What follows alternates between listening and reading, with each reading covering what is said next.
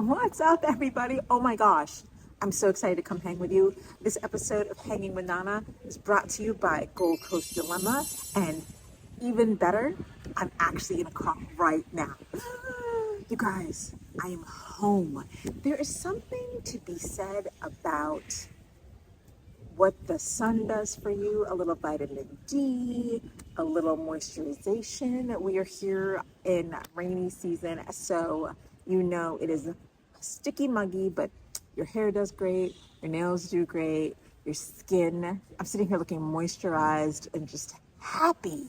And that's because I am happy. Oh my gosh. Okay, so as you know, I've been talking about Gold Coast Dilemma a lot. It's my next book out from Gallery Books coming in, when is it? April?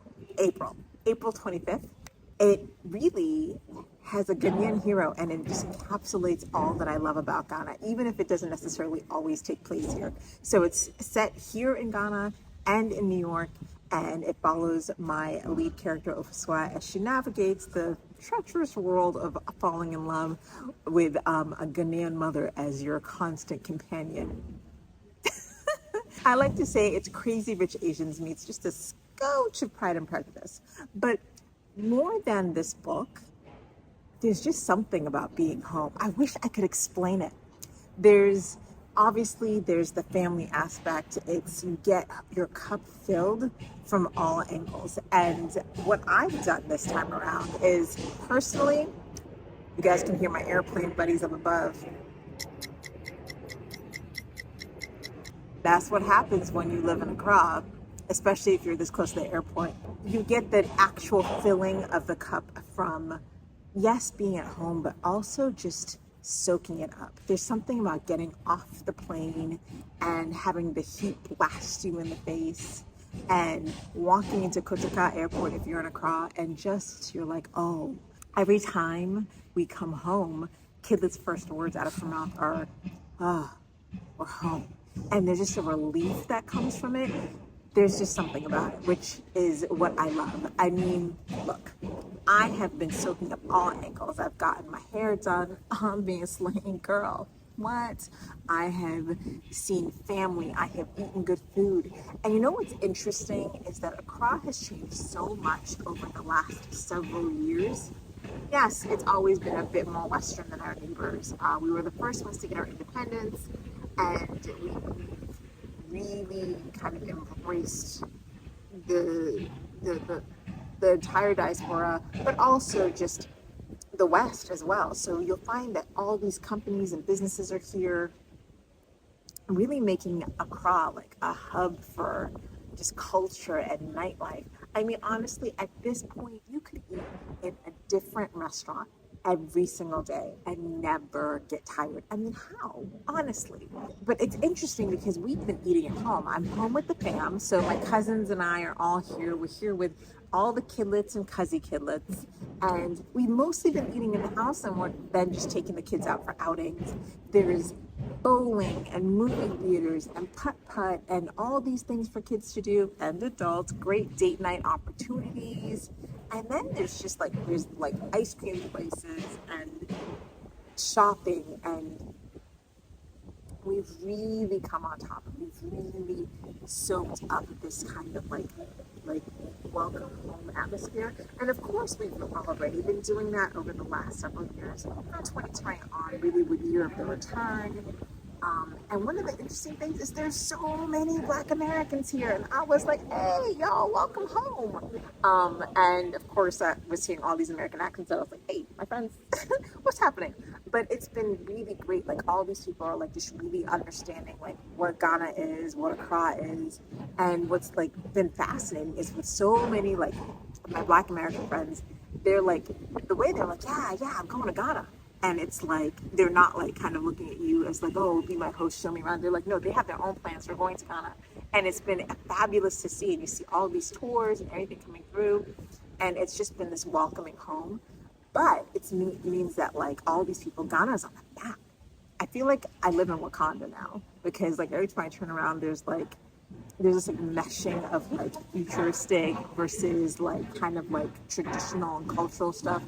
It's been dope. I mean, have I been at my Kilewele Sellers and Auntie Mooney, although Auntie Mooney passed. Auntie Mooney's Wache place. Have I been to Arabaka to get my kaklo and ababoy? For those of you who don't know what kaklo and ababoy, it's like a really ripe plantain, and you mash it with like onions and ginger and garlic and spices. And this version kaklo is the one like a ball, so you drop it in hot oil like a donut round, like a donut center. And there you eat them with these things called babara beans. All I can only I'll slide a picture in here. But like they're this kind of like pinkish bean, and the beans are also cooked with spices and pepper. And then you drop a little sugar cube in it for some sweetness. You eat it together. It's like my favorite. It's Eric's favorite. One more plane. Woo! I feel like that one has landed. Oh my gosh.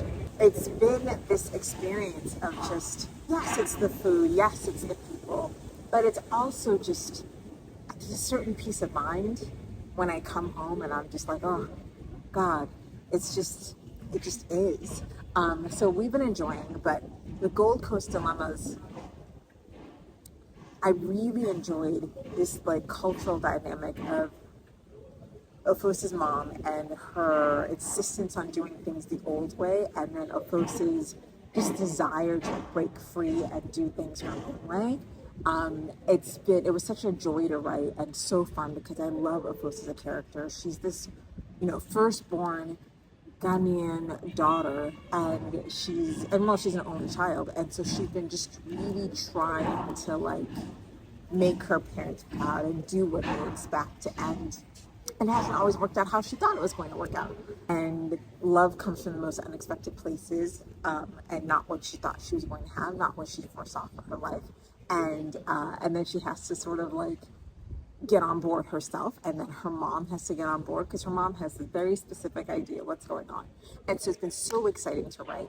But more than that, it's just an opportunity to write about my culture and just fully on page. Because one of the interesting things is when people think about Ghana or Africa, at least in the past, what they think of is immigrants struggling in America. At least that's how Americans portray Africans as we come.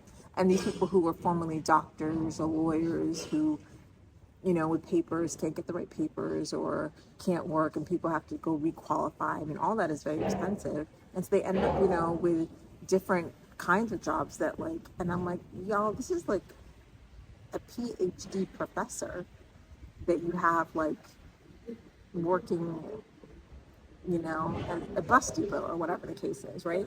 And so being able to take that culture and show that there's a different side of it, because that's one story people have been told, has been amazing. Because I was like, well, that is a very valid story, but there are other stories, and being able to put that in Gold Coast Dilemmas and show this glitz and glamour and this other side of it has been just really fulfilling and really exciting. So I can't wait for you guys to read it. And I'm gonna be showing you some more of Accra, some more hanging out, some more chill spots. I want you all to come and visit because look at this. P.S. Let me tell you this now, and don't tell me that your girl Nana never told you. Listen, number one spot, number one time of year to come. I know everyone thinks that's in December. Please, you're going to come in the sun, will be begging your skin off. The time to come is July, because it's a tad bit, I wouldn't even say it's not chilly, but it's cool right now. You see, I'm sitting by the water, no one's in the pool, because look, it's warm. It's 78 degrees, what I call the perfect temperature, but it's the best time of year. July, August, the weather will be nice. It will rain a little bit on you. We had rain yesterday, but other than that, the weather is the sun isn't trying to murder you the moment you leave your house. So I dig it. You'll dig it too. Please come to me.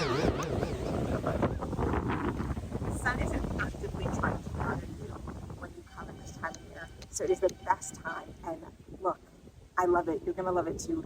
Hang out with me. We're going to be talking more about Gold Coast Dilemmas in the next couple months. I'm so excited to share with you more about Kwame Afosua. And of course, we're going to be talking all the fun things from fashion to food to gossip. I can't wait. I'll see you guys real soon. Bye.